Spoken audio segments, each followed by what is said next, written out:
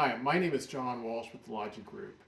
And recently, a person had purchased a Logic Trace system. And they were digitizing their very first part, a metal gasket, and they asked for a little bit of assistance on how to trace it. So they sent me a picture. Told me it was 18 inches across here.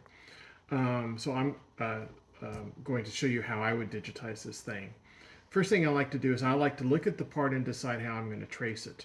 It looks like I have a line here, an arc here, a line here, and then I have a nice curve here, which I'll do with the curve fit. I have an arc here, a line here, and an arc here. Then I also have a bunch of holes with different diameters. So I come into our software and click the 4 points button, and then I digitize 4 corners around the part. This just blows it up on the screen in case I have something small on a large digitizing tablet. Also notice I am using a corded pen stylus. The Logic Trace system comes with a cordless and a corded pen. So now I'm going to come in here and I'm going to tell it that I'm going to start with a line, and then I click Trace Start. And then I just digitize the 2 points of that line, that point there and that point there.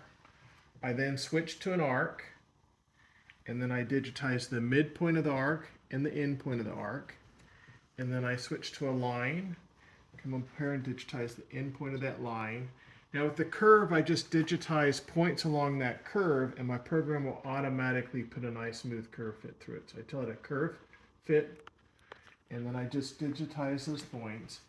I'm going to do this fairly rapidly, not worry too much about making sure I'm exactly on the right spot since I'm shooting a video showing how it's done. But I just digitize those points right along that curve till I'm into the curve. You can see now where it has the points of that curve. Now I'm going to switch to an arc, and it will draw a nice smooth curve through those points. Come in now and digitize the midpoint of the arc and the end point of the arc. I then have a line, click the line, digitize the end point of that line, and then I have an arc. I do the midpoint of the arc and the end point of the arc, and then I am finished, and click stop, and I have my outside of my part done. Okay, now let's do a circle. I'm going to do a 3-point circle from a big one. We just digitize 3 points. I click trace start, and I digitize any 3 points on that circle. Click, click, click. It will tell me what the diameter is. I can change that if I want.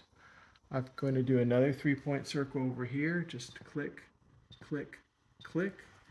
And then I'll tell me what the diameter is. I'm going to click done. And then I'm going to do some circles just with 1-point circles. I'm going to set the diameter.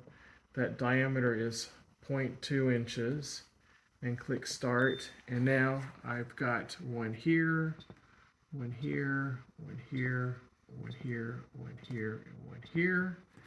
And then I've got some smaller, I'm going to click stop. I've got some more circles that were 1/10 of an inch. Again, I'm just going to digitize the center point of it and come in here and click there, there, there, there, there, there, there, there. All these holes. And I then click stop, and I am finished. Took me less than 2 minutes. Let's go ahead and redraw this thing. Then I'll show it to me with all those points. And there it is. And then I will come in and click File. I'm going to save it as a DXF file. I'm going to call this bracket. And then I'm going to hit Save. And there it is. And then I would load that DXF file. The person sent me a picture. That is the bracket after he had cut it out. This is the first time he used my product. It took him about 2 or 3 minutes to digitize that DXF file and a couple minutes to cut it out. Again, my name is John Walsh. This is the Logic Trace system. If you have any questions, please contact me. Thank you.